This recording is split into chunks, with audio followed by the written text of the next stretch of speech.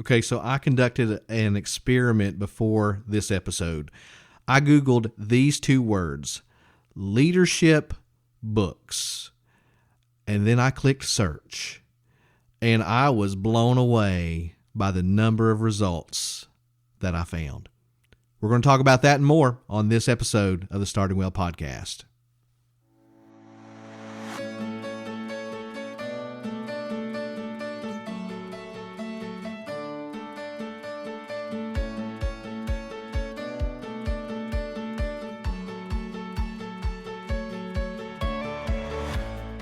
Welcome to the Starting Well podcast. Whether you are a new pastor or you're beginning to serve in a new church, this podcast is designed to help you start well. I'm your host, Jason Lowe, and I serve as a regional consultant with the Kentucky Baptist Convention. And I am so glad that you've joined us for this episode. Let's get started.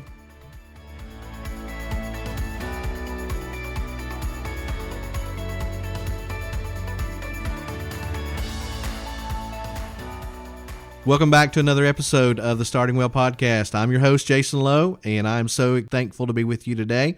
I serve as the East Region Consultant for the Kentucky Baptist Convention, and this is an emphasis, this is a priority that we are focusing on this year to help new pastors and those serving in new churches to start well. If you've been with us in any of our past episodes, we have been talking about the priorities of starting well in your church.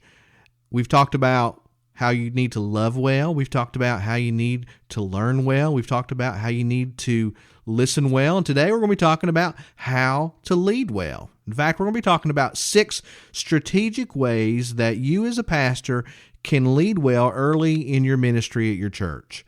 Now, I told you at the beginning that I did a Google search for these two words, leadership books. And I anticipated a lot of responses, a lot of results, but I did not anticipate the number that I found. I thought maybe 10,000, 100,000, maybe even 1 million. But the number that came back when you searched for leadership books on Google, it returned over 2 billion results. That's billion with a B. That's a 2 with 9 zeros behind it. I was blown away by that. That was absolutely nuts to me that there were that many results on just those 2 words, leadership books. I mean, it seems like the topic of leadership is quite popular, don't you think? And it certainly is. I mean, there's a lot of books out there, and you've probably read some of them, and I've read some of them. But leadership's important. That's true in the corporate world, in the business world. That's true in your family, and it's certainly true in the church. Leadership is absolutely critical to your role as a pastor. Now, we know that Jesus Christ is the chief shepherd. He's the head of the church. He's the ultimate leader of the church, but he appoints under shepherds to serve under his authority in local church settings. And so if you are a pastor, then you're an under shepherd. And one of the roles of being an under shepherd, shepherds are to feed the flock. They are to protect the flock. They are to comfort the flock, but they're also to lead the flock. And so if you're a pastor, then you are a leader. And so in this episode, we're going to be talking about 6 different ways, 6 strategic ways that you can lead well early in your ministry. And by the way, when I share these, I don't have it all figured out. I don't do these perfectly in my roles that I've had in the past or the roles that I have now. I don't do these perfectly. And so please hear me that when I share these come out of a heart of a fellow sojourner, somebody that's still on the path, somebody that doesn't have it all figured out, but I've learned these over the years, and I've talked to other leaders, and these kind of rise to the top as the ways that we should focus our leadership early in the ministry of the church. And so let's talk about these, okay? All right, number 1, if you want to lead well early in your ministry, you need to lead prayerfully. And that one shouldn't surprise anybody. We are to lead prayerfully. If we're going to follow the example of Jesus, we are to be prayer warriors, because that was certainly true for Jesus. All the time throughout the Gospels, you see Jesus praying. Sometimes he's praying alone. Sometimes he's praying with others. But you always see this as a characteristic of who Jesus was. Jesus was a prayer warrior.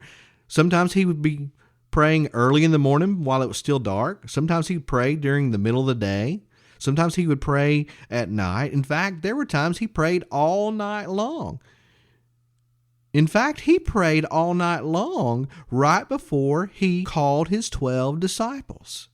And so Jesus was certainly a prayer warrior. And if you are called to be one of his under shepherds, then, brother, we need to follow his example. We need to also lead prayerfully. Every decision you make should be bathed in prayer. Every major decision especially, but all decisions should be bathed in prayer. And so as you think about your leadership in a church early on, as you begin your ministry of a church, here are some potential ways to pray. You can pray that the Lord will give you a love for his church. If you're going to love well, you have to love those people. And so pray that the Lord gives you that love. When you first start, you're a stranger to them and they're a stranger to you. And you don't know them that well, but you want to pray that God will give you a love for those dear saints. You need to pray for wisdom and discernment as you attempt to lead this church. You need to pray that God will give you a wise and discerning heart to lead well, to make good decisions. You can pray and ask him to help you to lead patiently and humbly and collaboratively and strategically. We're going to talk about all these in this episode, but you can pray for those things even at the beginning. I have found in my own leadership, whenever I've led in my own strength, in my own wisdom, it usually doesn't work out too well for me or for the people that I lead. And the same is true for you. You can't lead well in your own strength. You need help. You need supernatural help. And so, brother pastor, lead prayerfully. Pray to the Lord and ask him to help you, and he certainly will do so. So if you want to lead well, number one, lead prayerfully. But number two, you also want to lead patiently. Brother, this one is so big. You have to lead patiently. When you first started the church, you no doubt, and I've said this in other episodes already, you undoubtedly will see things that you want to change, and you'll notice those very quickly. You may even notice those before you even begin to serve as the church's pastor. So you will see things that you want to make changes to. You'll notice those very quickly, but please hear me. Resist the temptation to make those changes very quickly, to make those changes right away. You've got to pace yourself. You've got to lead patiently. You see, pacing matters a lot in pastoral ministry. The congregation, the church, can only handle so much change at a time. In fact, they can only really handle one major change in a 12-month period. And during that first year, guess what the major change is? You are. You're that major change. To you, that's nothing, but to them, that's everything. They're having to learn a new pastor. They're having to learn your quirks. They're having to learn your mannerisms. They're having to learn the way that you lead, the way that you relate to people. You're going to preach the first funeral. You're going to conduct the first wedding that first year. You're going to preach your first Easter sermon. You're going to have your first Christmas season as their pastor. All these firsts for them during that first year. And so you are that major change. And so if you try to implement any other major changes during that first year, that's going to be a shock to their system. There's only so much change that they can handle. And so pacing matters. Here's a general rule of thumb that I have operated under in my leadership, and I think is pretty helpful here, is that you can do some minor changes early. And we'll talk about what some of those are even later in this episode, but more so in future episodes. But you can do some of those minor changes early, but you need to save those more significant changes until later on, because they can only handle so much change at a time. But you also need to spend most of your time loving well, learning well, and listening well, as we've already talked about in previous episodes.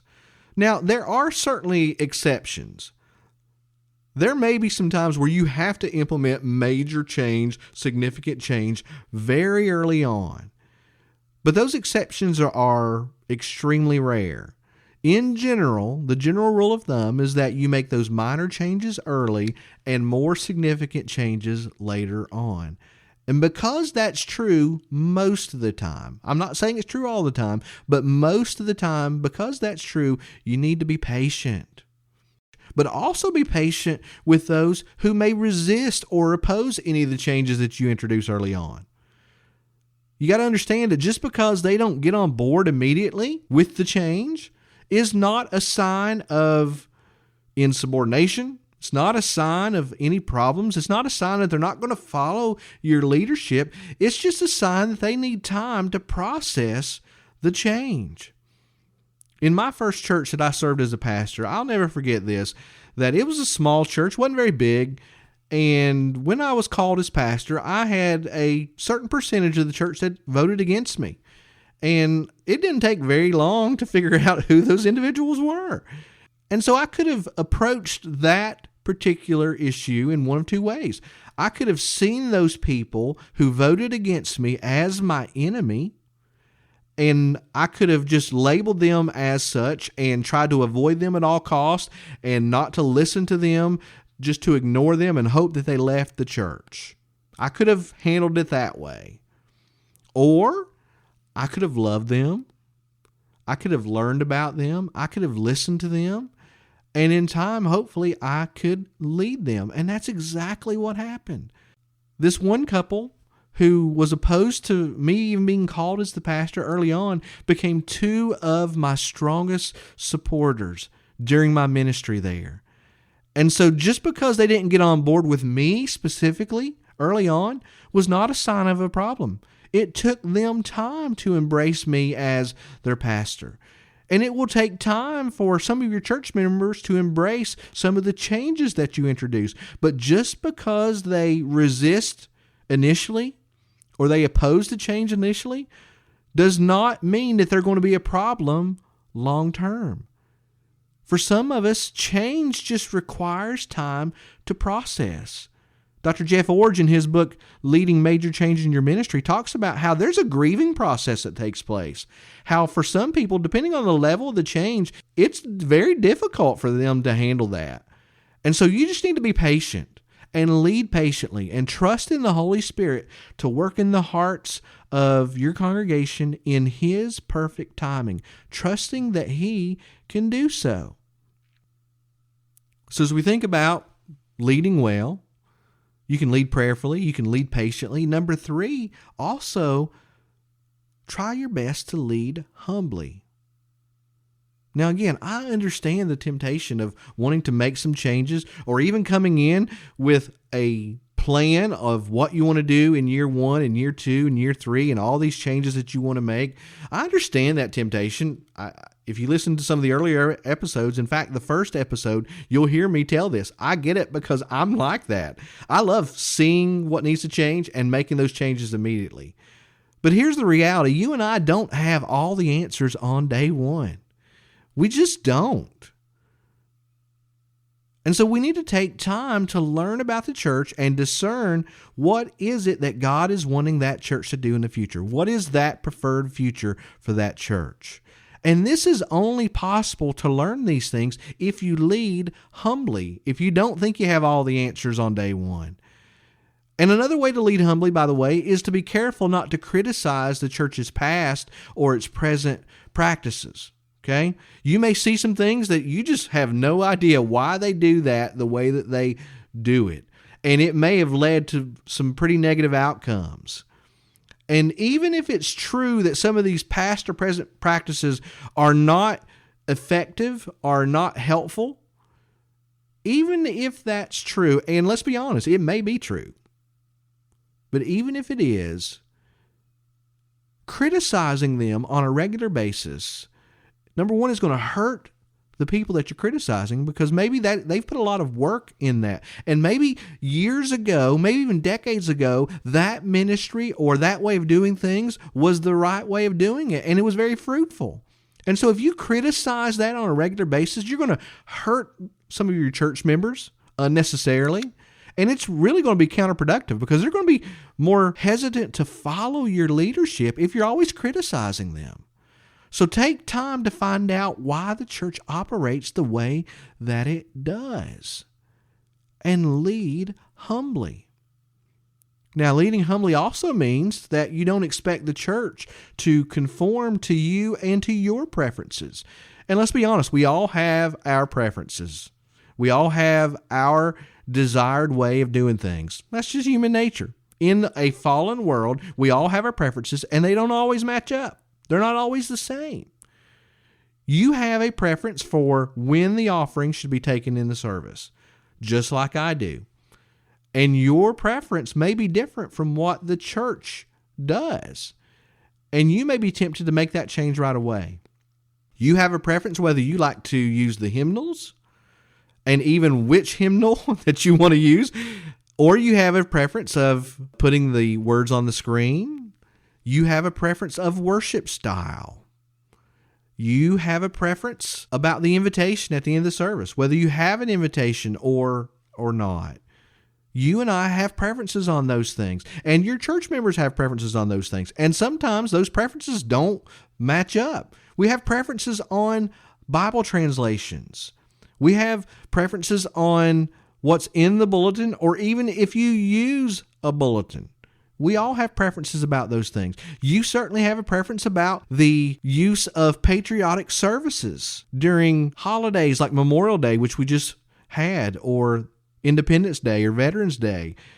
You've got preferences whether you want to have a patriotic service or not. And so does your church. But these things are preferences. We're talking about preferences. Now, I'm going to date myself here, no doubt. For some of you younger listeners, you may not remember Allen Iverson, but he was one of the best NBA players in his time. He played for the Philadelphia 76ers, and you've probably at least seen the clip of him talking about, going on this rant about practice. You remember that? He says, we're not talking about the game, we're talking about practice. Not the game, but we're talking about practice. And he goes on and on and on about this. And that's what we're doing. We're talking about preferences here. We're not talking about the most important things about a church. We're not talking about those core doctrines, those first order doctrines of the church. We're not talking about those things. We're talking about preferences. We're not talking about the major issues in a church. We're talking about preferences. We're not even talking about second order doctrines. We're talking about preferences. And unfortunately, I've seen more churches divide and even split over preferences than anything else.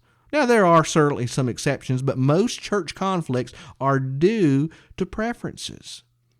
And so, brother, be careful with making those preference changes with no regard for how it's going to impact others in the church. You just got to be careful there. I'm not saying not to do it early on, but just be careful. You see, you want to look out for the interest of others and not just your own interests, not just your own preferences. The Apostle Paul writes this in Philippians chapter 2, beginning in verse 3. He says, "Do nothing from selfish ambition or conceit, but in humility count others more significant than yourselves. Let each of you look not only to his own interest, but also to the interest of others." And Paul goes on to talk about how Jesus is the prime example of putting the interest of others above his own when he came to this world. Born of a virgin, humbled himself to the point of death, even death on a cross. And so we're to follow Jesus' example and look out for the interest and the preferences of others and not just our own. And so if you want to lead well early in your ministry at the church, you have to lead humbly and not make demands of your desires and your preferences.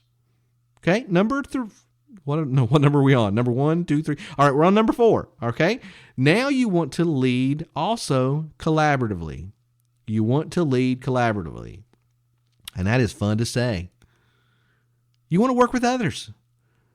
This is a core conviction of mine. This is a core conviction of Southern Baptists that we can do more for the Lord when we work together than we can do by ourselves.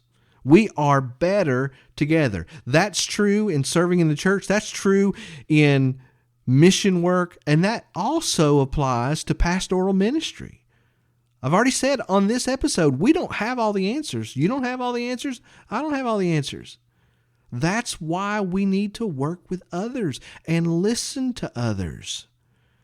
If you propose a change in the church and no one supports it, I mean absolutely no one supports that change, you need to seriously reconsider whether you want to implement that change or not.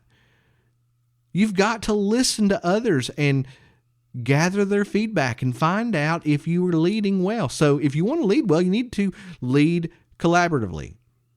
Dr. Todd Gray, who serves as the Executive Director-Treasurer for the Kentucky Baptist Convention, I've heard him say this many times, and he's quoting someone else here, but I love this quote. He says, if you want to go fast, go alone. But if you want to go far, go together. And that certainly applies to pastoral ministry leadership. If you want to go fast, you lead alone. And you'll burn out very quickly. But if you want to go far, if you want to lead the church far, then you have to go together. You just have to. And so if you want to lead well early in your ministry, we're talking about 6 ways you can do so. Number 1, lead prayerfully. Number 2, lead patiently. Number 3, lead humbly. Number 4, lead collaboratively. And number 5, lead optimistically. You want to lead optimistically. Now, if your church is like most churches, and let's be honest, it probably is, it might be plateaued. It might be in decline. It might need a little revitalization. It might even need a lot of revitalization.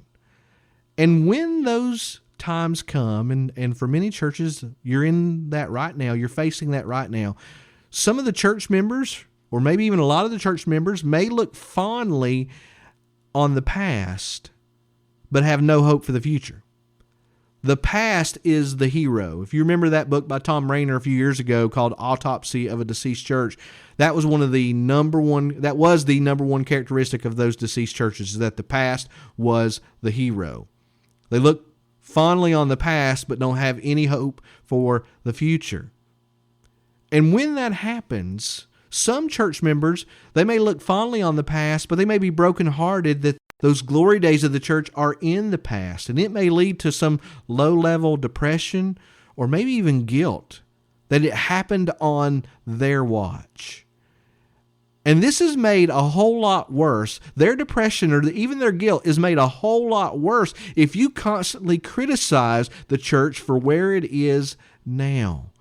And so, brother, just don't communicate what's wrong with the church all the time. There's a time and place for that. There are times where you need to instill that holy discontent within them, but you can't criticize the church all the time. You can't talk about what's wrong with the church all the time. So you need to talk about what's working well. And there may not be a lot working well, but you need to find and celebrate what is. You need to be an agent of hope and encouragement. Just like Barnabas, you need to be an encourager. You need to thank your volunteers regularly and publicly. If they have served in that church for any length of time, and some of them probably have served for decades, you need to thank them and celebrate them for their faithfulness, because you couldn't do it without them. But you need to lead with an optimistic heart, hope for the future. We serve a God who is able to do far more than we can imagine or think. So there is hope for that local church. And so you will certainly point out what's wrong at different times and what needs to change. But lead optimistically if you want to lead well. Okay? So far we've talked about 5. Last one here. If you want to lead well early in your ministry to church, you also want to lead strategically. Okay? You want to lead strategically. Now, all of these ways that we've talked about certainly are strategic ways to lead, but in particular here, I'm talking about leading strategically when it comes to implementing change. Okay? You don't want to just make changes without having some type of reason or strategy for doing so. So in particular, there are several factors that you want to consider when you lead strategically. And we're going to talk about these more in future episodes. But right now, I just want to give you a bird's eye view, the 30,000 foot overview of some of the things you want to think through strategically when you're making changes. Number one, you want to think about the nature of the change. Okay, is this a doctrinal change? Are you changing the statement of faith that you hold to as a church? Is it a structural change? Are you changing your leadership structure or the way you do business meetings? Or is this a personnel change? Are you calling staff or firing staff? Or are you recruiting more Sunday school teachers? Or are you getting rid of Sunday school teachers? Is this a financial change? Are you making major changes to the budget? Is this a physical change? Are you expanding the building, renovating the building, or relocating the church? Is it a procedural change? Are you making changes to your policies and procedures or your constitution and bylaws? Those types of things. So you need to think through the nature of the change. You also want to think through the necessity of the change. Is this change critical to the church's mission? Is this change a sin issue or a moral issue? Do you have to remove somebody from leadership because they've committed some type of sin and they're not repentant about it, or they've disqualified themselves from some type of church leadership position? Is it a sin issue, moral issue, or is it a preference? How necessary is this change right now? You need to think through the degree of the change. Is this what you call a minimal change that has little to no impact, and honestly, most people won't even notice that you've made that change? Maybe it's you simply change the bulletin font, okay? You've gotten rid of Times New Roman and you've chosen something else. Most people are probably not even going to notice that change. Maybe you change the vendor that you use for online giving, or you introduce online giving. These are changes that are minimal. They're not going to make a lot of impact on the church, and honestly, most of the church is not even going to notice. Is it a minor change that's going to have a slight impact on the church, and people will notice, but it doesn't really affect them that much? Maybe it's a new small group curriculum, or you declutter a part of the church that's needed a good cleaning for a long time. Or maybe it's a new evangelism strategy. These are things that are minor, and they'll have a slight impact on the church, but it's not anything that's going to really upset the apple cart, so to speak. Or maybe it's a medium change, and it's going to have a noticeable impact to the whole church. Maybe you changed the worship style, or you change some of the membership requirements that you have, those types of things that everybody's going to notice, and some people are honestly probably going to be upset about it. Or is it a major change that's going to impact the whole church for a long time? Some examples there would be you're relocating the church. Okay, that is a major significant change. Or you're going to introduce a new service, or you're going to 2 small group hours, or you're adopting a struggling church, or you're merging with another church. All those are major changes that have a long-term impact. And so you need to think through the degree of the change. You need to think through the pacing of the change. We've already talked about that. I'm not going to spend a lot of time there. But you just need to know that there's only so much change that the church can handle at any given time. You need to consider the church's readiness for change or its receptivity to change. And you need to think about and think strategically about the way you communicate that change and how often you communicate that change. And here's a good rule of thumb. You need to communicate until you're sick of it and then keep talking about it. Okay? So you need to think through all those different factors of leading strategically in the first year and really throughout your ministry. All throughout those. And we're going to talk about all those in future episodes. But for now, you just need to understand that there's different factors that will help you lead strategically. The Apostle Paul exhorted the Corinthian church, the church, by the way, that was in a pretty bad shape. He told the Corinthians to imitate me just as I imitate Christ. Call your congregation, call your flock to genuinely follow you as you follow Jesus. And if you'll do that, you'll be well on your way to leading well.